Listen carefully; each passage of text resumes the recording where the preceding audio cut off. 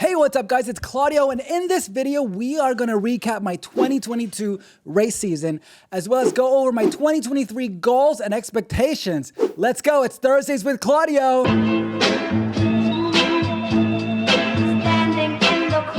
So guys, I just got back from a week in Israel. I was there for a wedding, a friend's wedding. It was awesome, epic, but no bikes. I did surf and I got some strength work twice. So still was very productive, but that was like my 1 week off, my reset. It's November right now. It's Thanksgiving, guys. Happy Thanksgiving. If you celebrate Thanksgiving. So what's happening is I reset my legs, 1 week off, and I'm gonna start my big training block with my coach. I'm gonna talk all about these things. I'm going off on a tangent here. I have power testing. My coach is having me power test. He's having me do 10-second max power, 1 minute max power, 5-minute max power, and then on the second day of the testing, it's the 20-minute power test. I think I'm gonna do the 20 minutes live on YouTube. So stick around. Be sure to follow me on Instagram, Claudio_Fierro. I'll be posting all of the, when I'm gonna do the live test. So be sure to check back here on YouTube and on my Instagram, because that is coming up. And that's lit. Watch me suffer. Let's go, Claudio. All right, let's get into 2022, my race season recap. What happened, my expectations. Was it fun? Did I do all right? Let's start with January, my base. January, February base season. I went into the season, I was training, I think I clocked maybe 2 weeks where I trained more than 10 hours, like maybe 12. I peaked out. So my training load, even during the base, was less than 10 hours. I was on trainer road during the plan builder, and I was mid volume. That took me to like 8 hours. I averaged like 8 hours a week. So honestly, I was kind of insecure about that. Like, you can only do so much. But most of my races were crits. We're talking 45 minutes, at most 55 minutes. I don't need a humongous amount of volume. I was kind of worried about that, but you know what? When I peaked in Tulsa, I was fine. I was good to go. I could have used some more fitness, sure, but I think a lot of my success or lack of success had to do with race tactics and bike handling, technical skills. Because, crits are highly technical and strategic. In terms of fitness, I was fine. I didn't even get up to 4 watts per kilo on my FDP. I was like at 3.8, maybe 3.9 at the highest. So fitness was fine. I was okay with that. Strategically, I was learning a lot. I was, getting into all these different kinds of crits. These travel crits where it's really competitive as a Cat 4. Back to my volume, I was doing 8 to 10 hours a week. That's where I started. And then when I started peaking, the volume went down to like 6 hours. So not huge volume for 2022. That's just what it is. It's what I chose to do. I've done high volume before, 10 plus hours, and it with a sweet spot, and it kind of burned me out. Once it totally burned me out. I think it was mostly because I was doing the training / racing at the same time, and I was trying to keep like the high volume training and not take into consideration the racing, and that burned me out. So I have to be careful. I mean, it's really hard now that I have a coach. I'm going to get some help with that and how to manage like training and racing at the same time during the weeks. For all those C races that we have, those local races, what do we do? Do we train through it? Like, do we pause, like take a couple days off before the C race? All those questions are going to be answered with my coach. I'm really excited about that. I want to talk about my work stress. Work stress was really big for me in the summer. I work in the wedding industry, and it killed me. It killed my fitness August, September, October. So that's kind of the end of my season. I tried to front load my race season for the spring and early summer. That's when I have the best chances of doing well, and that's what I did. So Tulsa was my peak race, and I felt really fit. I was great in terms of fitness. I was happy and I was worried, but when I got out there on that first group ride with the pros, man, I was on fire. Like I could really push watts, and it felt so good. I felt so good throughout the entire Tulsa experience in terms of fitness. Technically, it wasn't the best. I mean, I kind of got the hang of it. But man, I really need to up my game in terms of technical skills. And that's why I try to race a lot. I just try to get out there and do as much racing, get comfortable at those speeds, get comfortable cornering. I did figure out, I made some gains in terms of cornering this year. But I think that it's definitely gonna take some more time to get really dialed in and confident in cornering in all these technical aspects. Again, my coach is going to help because my coach is a crit racer. He's also a track racer. I'm really looking forward to discussing all those things and those tips and tricks with them. Of course, I'm going to share them here, so stay tuned. Another big thing about Tulsa was it was my first time traveling with a bike. And that was a really big deal. We're talking about, like, you know, packing a bike, that whole experience. It takes experience. It takes time. You got to do it several times before you even attempt to fly to make sure you packed it right. So I was nervous about that, and it was flawless, like absolutely. My bike case was cool. The Aura case, the B2, the road one, no problems at all. But that was a very big and exciting moment to travel with a bike and race. Because once you get there, you got to be race ready. You know, it's like you got to have your nutrition. You got to beat your nerves, really. It all comes down on you hard. Some people, it affects them more than others, but it does like fatigue you being nervous all the time. I'm glad I got my first experience out of the way, and now I'm really confident about traveling with my bike. I'm really looking forward to that. More later in this video. So after Tulsa, I went and I did a couple local races, which were awesome.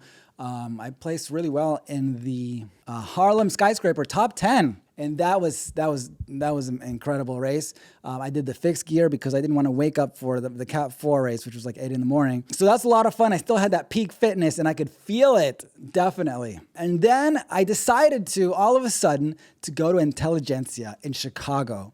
And this was a big, big move. Man, I'm so proud of myself because not only that, I upgraded to a Cat 3. That took some guts. Let me tell you, I was terrified of that. I'm a Cat 4. I was a Cat 4, and I upgraded based on points because I got enough points in like top 10. I got a third place somewhere, and then I got a bunch of top 5s. So the points just kind of racked up, and I raced a lot. I figured that I want to get to the next level. Okay. I want to surround myself with faster riders. And even though I haven't really podiumed very much in the Cat 4 field, I just want to move up. I want to be around people that are moving up as well. I'm going to absorb that energy and the style of riding, the techniques, all that stuff. It's really different when you're riding with people that can corner their bikes. Okay, not everybody in a Cat 3 can corner their bikes, but there's more of them that can do that can technically ride well. I want to be around that. I want to soak that in. You know what I mean? In a Cat 4 race, it's like nobody trusts anybody because honestly, people are not great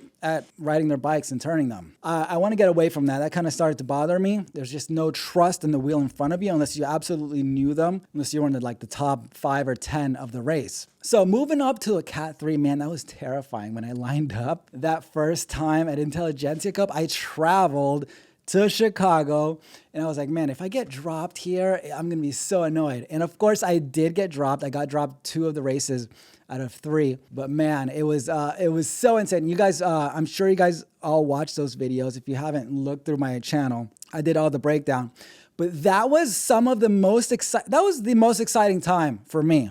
I've never experienced something more exciting. The energy that I had going into it and the energy that got back to me, like I can't explain it. I was like the happiest I've ever been on a bike going there because I put myself in such an uncomfortable position that it was just so incredibly exciting. I don't know how else to describe it other than it was absolutely exciting. So that's something that's really important to me that I figured out, that I just want to be excited about the things that I do.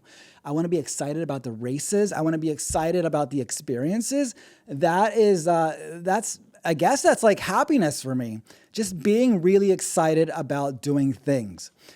So I'm going to be pursuing that a lot coming in 2023. Having fun, being excited about what I'm doing. Because, I mean, we're amateurs here, right? What else are we supposed to do? Not have fun, not be excited? I want to be excited. I want to be in difficult situations. I love the last lap of a crit. It's the most fun, the most exciting, the most terrifying. I mean, I chase that stuff. And let's not forget my track. My track experience was also awesome. I upgraded to the A's, so now I'm surrounded by these really strong riders, and I'm able to hang on. I'm not placing podiums, but I'm hanging on to the front group. And it's really, track racing is also some of the most exciting type of racing that you'll ever do. From my experience, it's like the last few laps of a crit. Those are these track races that we do, the mass start ones, scratch races, elimination, all those things. The track is really, track cycling and crits there's a lot of overlap in terms of like the kind of energy systems that you use and the strategy. And so I really want to dial that in even more. My coach is a track cyclist as well, so it's perfect. It's so exciting to be paired up with somebody that does what I do exactly. Really hyped about that. Track has been really great and exciting. I'm looking forward to doing a lot more of that coming up, maybe traveling to Pennsylvania, T-Town down there, and maybe doing some more fixed crit races. But I had a successful track season. I'm really happy. Being in the A's, I upgraded my gear ratios, the whole thing, man. Successful track season, really excited about next season. Now, at the end of the season recently, a month ago, I decided to get a coach. Now, this is a really big deal. I've been using Trainer Road, and I love their plan builder and the way that they customize everything, and the AI that they have is really like next level. But because I have such a wonky schedule, like I work on the weekends, and then my sleep gets turned around because I go to bed at like 3 a.m, and then it's all over the place. It's a very irregular schedule. I wanted to get a coach to help me block all that stuff out and help me dial in my rest days and my rest weeks. And I'm turning 40 in a couple months. In 2 months I'm going to be 40. So I really need I can't just go out there and smash it. I got to be very calculated about this. And somebody who's taking account my age and my level of fitness and my history. I just want somebody there to help me figure things out. So I got a coach. It's an internet coach. I've never met him, but we are able to talk all the time if I want to, like emailing or texting or through Training Peaks. What he does is he puts like a couple weeks at a time blocks. He'll tweak it as we go. Like if I'll give him feedback if a ride went well or whatever, and then it gets kind of readjusted based on my feedback. And then we do blocks at a time and so forth. I've had a triathlon coach before, so I know what it's like, but this is going to be really exciting. I'm going to keep you guys posted. So please ask all the questions, ask me what's up, and I'll let you guys know how it goes. Okay, goals for 2023. Wow, it's going to be a big year. It's going to be a lot of fun. Number one goal is to have a good time. No matter what I'm doing, I need to enjoy the process. I need to enjoy the races. I need to enjoy being around the people. I need to have a good time. We're amateurs here, even professionals. Like you're living your life. You gotta enjoy it. You gotta have a good time. It's very easy to get caught up into like the training and like the competitive nature of it, and your world becomes like so small. I know this obviously because it's happened to me. And you get like this tunnel vision, and then you forget to like have a good time, right? Number one goal, have a good time. In general, I've been doing a lot of other things. I've started surfing, okay? That's like, I can't begin to tell you how cool that is, how much fun that is on like so many levels. And it's great for cross training. So it doesn't bother me that, maybe I'll lose a couple of watts on my FTP because I went surfing instead of riding that day, but whatever, like it's all good. So I'm very into that. I'm embracing my other interests. Snowboarding season is coming up. I'm going to embrace that. Again, if I lose a couple watts, it's all good because I'm having a good time and I want to be hyped and I want to be excited about the things that I do. My techniques, my approaches to racing, I'm there just to enjoy it. Guys, it's going to be dangerous sometimes. And that's the nature of it. Racing is not like exactly the safest sport, but I've embraced that and I'm there to have a good time no matter what. In terms of training volume, we're looking at around 10, maybe, I don't know, maybe we'll squeeze into the 13 hour, maybe 15, I don't know. But I'd like to push it. We're doing a lot of zone 2, like kind of polarized approach, like really, really easy. And then there's like hard days. So it's like make your easy days really easy and your hard days hard. So earlier this year, I was looking around shopping for a team. I started asking several local New York teams questions, just getting to know them. Nothing really felt like the right fit. Honestly, I'm not exactly sure what I'm looking for, but I know that it's hard for me to participate a lot in like the social aspect of a team because of my schedule and also my personality. Like I want to race and be competitive, and yeah, the social aspect, the team building is important, but like I really just want to race, guys. I want to practice tactics and I want to talk about it, and I want to do that side of team racing a lot more than the social aspect of it. And a lot of like the lower category teams there's like a more of an emphasis on the social aspect, which is cool. Like I get it. It's totally cool, and I'm all about that. I mean, I'm not all about that. What am I saying? I'm a little bit about that, but I'm more about the racing. So it's like it's hard to find that. So I'm riding solo again. I mean, all these races that I'm going to be doing, like traveling, it's going to be hard to get like teammates out there, maybe from New York. But that's the team situation for me. No team.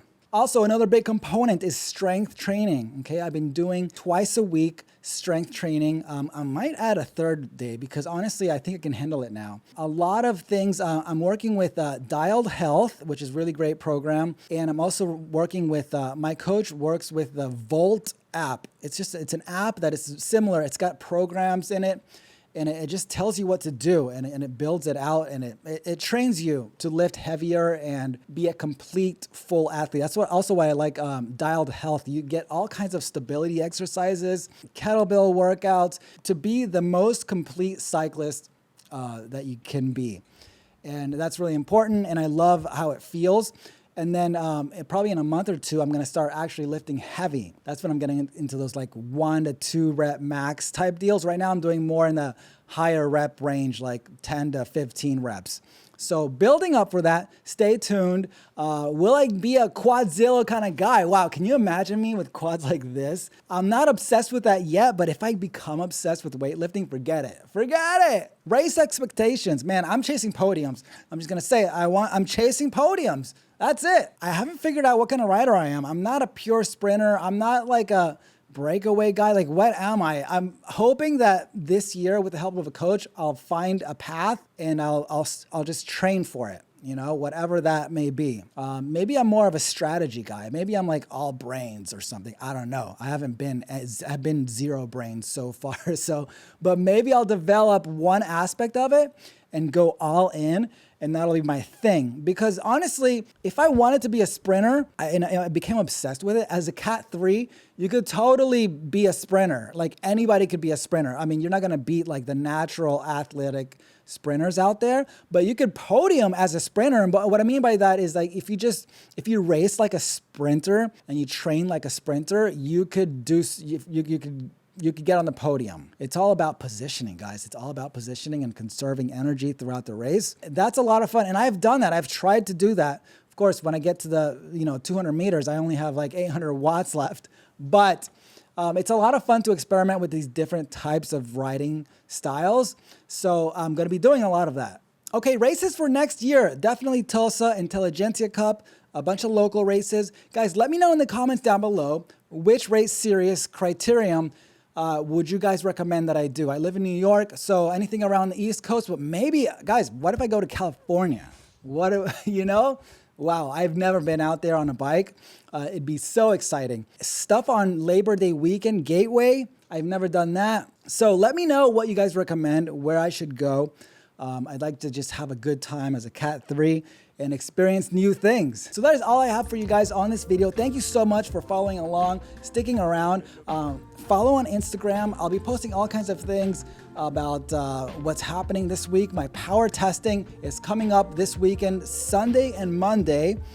Stay tuned for that. I want to do one of those live. Maybe I'll do the 5-minute power live as well. I don't know. But stick around. And let me know down below what kind of videos you guys want. We're trying to get to 10,000 subscribers before the end of the year. I'm so excited. We're almost there. We got less than 1,000 to go. Subscribe, smash that like button. I'll see you guys on the next one. Peace.